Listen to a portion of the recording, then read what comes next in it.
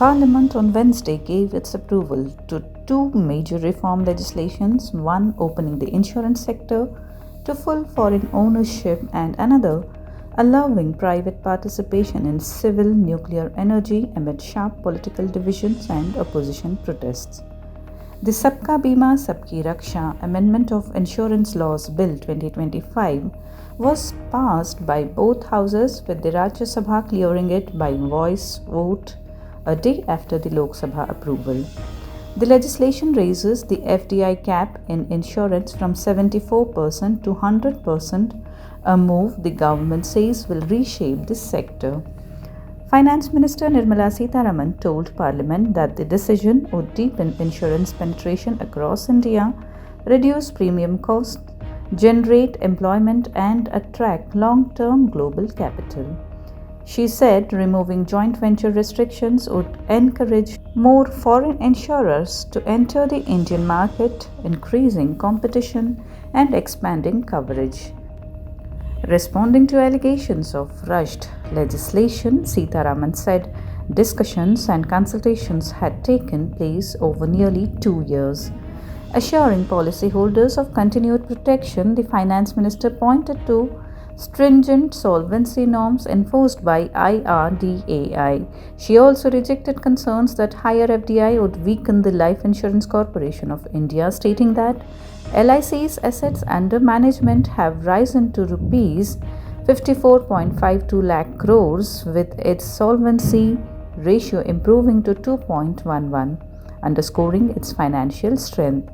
The insurance bill introduces wide-ranging changes, including amendments to the Insurance Act 1938, LIC Act 1956, and the IRDA Act 1999.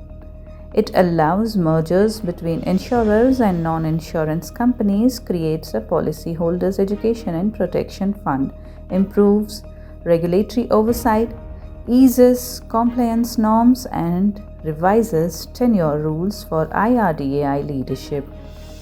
Opposition members, however, criticized the move. CPIM MP John Brittas described the bill as reflective of a colonial mindset and warned that allowing 100% foreign ownership undermines social security.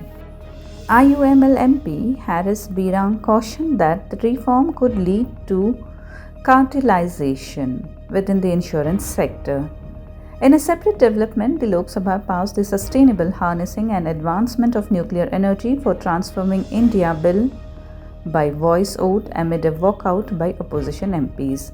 Introducing the bill, Union Minister Jitendra Singh said it would open India's tightly controlled civil nuclear sector to private players, attract fresh investment, and strengthen national energy security.